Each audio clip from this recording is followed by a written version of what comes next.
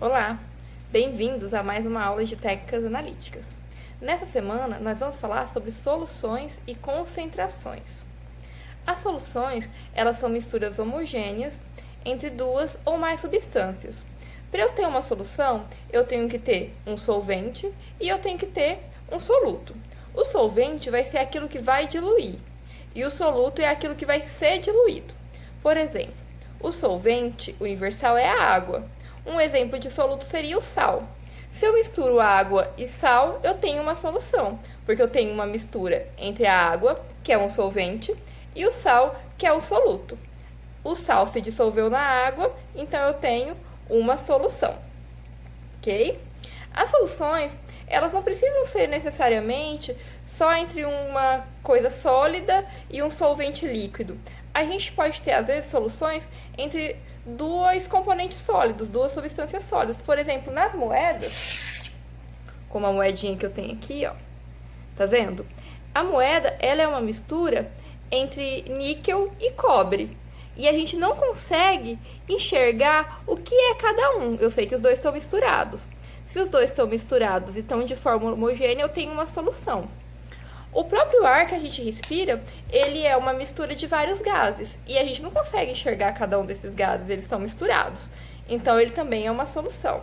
Mas o mais comum que a gente encontra no laboratório são as misturas entre um líquido e um sólido e dois líquidos. Na nossa vida, a gente também utiliza muito as soluções. Na própria moeda que eu mostrei para vocês, no ar que a gente respira, e em vários componentes que a gente compra, que a gente usa.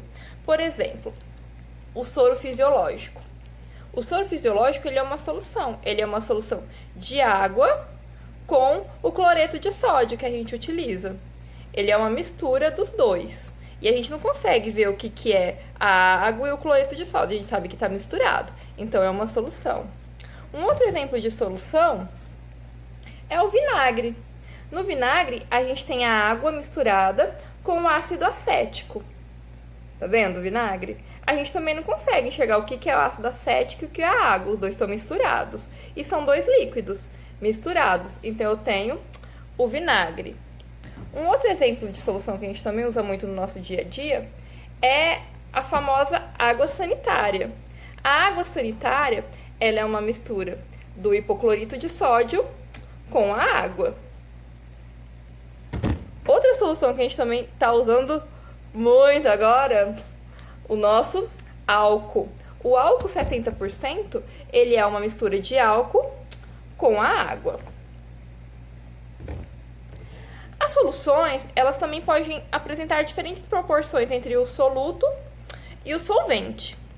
Vou dar um exemplo para Por exemplo, nesses três copinhos aqui.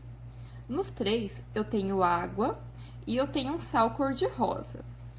No primeiro copinho, que é este daqui, vocês podem ver que ele tá mais claro. O que aconteceu nesse copinho? Eu coloquei água e uma pequena quantidade de soluto.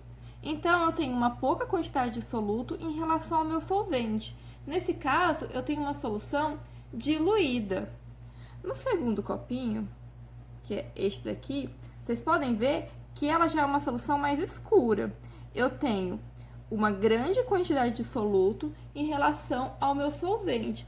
Quando eu tenho muito soluto em relação ao meu solvente, eu tenho uma solução concentrada. Já nesse terceiro copinho aqui, vocês podem ver que até aqui no fundo dele, aqui dessa parte de fundo dele, ó, tá vendo? Nessa parte de fundo dele, eu tenho o soluto que foi depositado. O que isso quer dizer? Que o meu solvente não foi suficiente para dissolver todo o meu soluto. Quando o meu solvente não é suficiente para diluir todo o meu soluto, eu tenho uma solução saturada. Outro item que também é muito importante sobre soluções são as concentrações. As concentrações, elas dizem quanto que a gente vai ter de soluto e quanto que a gente vai ter de solvente em cada solução. Nós temos várias formas de medir as concentrações. As formas mais comuns é a concentração propriamente dita, que mede quanto de soluto que eu tenho para cada volume de solvente. Ela é dada geralmente em miligramas por litro ou em gramas por litro.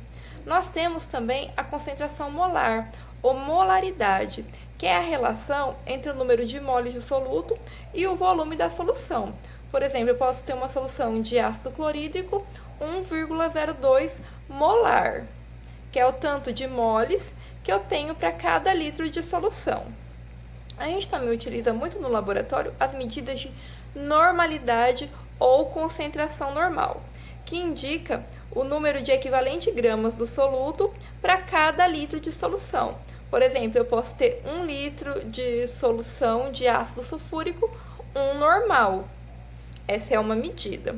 Nós também temos o título ou percentual, que diz qual que é o percentual que eu tenho para cada um dos componentes.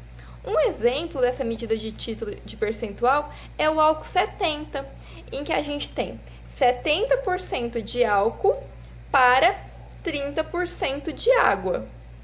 Esse percentual ele é chamado de título. E a gente também tem as medidas de parte por milhão. Vocês não precisam se preocupar, por enquanto, em como são as fórmulas, como que eu faço para fazer essas medidas. Tudo isso vocês vão aprender nas disciplinas de Química, no 2º ano. Então, podem ficar tranquilos. Agora, o importante é vocês saberem que cada solução tem uma forma de ser medida, tem uma concentração. Quanto que eu tenho de soluto para quanto que eu tenho de solvente. Por que é importante saber essa concentração? Para eu poder colocar na etiqueta da solução que eu fizer. Eu saber quanto que eu tenho de ácido clorídrico, qual é o tipo de solução que eu estou utilizando. Eu vou mostrar para vocês agora como que eu faço uma etiqueta.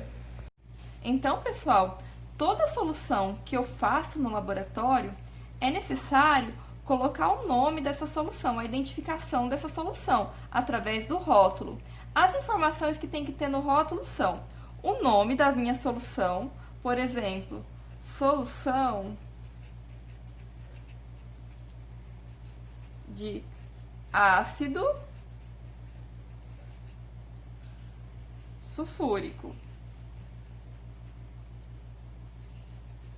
É também importante ter a fórmula química, no caso do ácido sulfúrico, H2SO4. Também é importante ter a concentração daquilo que eu estou fazendo. No meu caso, vamos supor que eu fiz uma solução a 0,1 normal. Além disso, eu tenho que colocar o nome de quem fez, no meu caso, a professora Karine. E, por último, a data em que foi feito, dia 1º de outubro de 2020. Todas essas informações dessa etiqueta vão ser retiradas e colocadas no frasco daquela solução que eu produzi.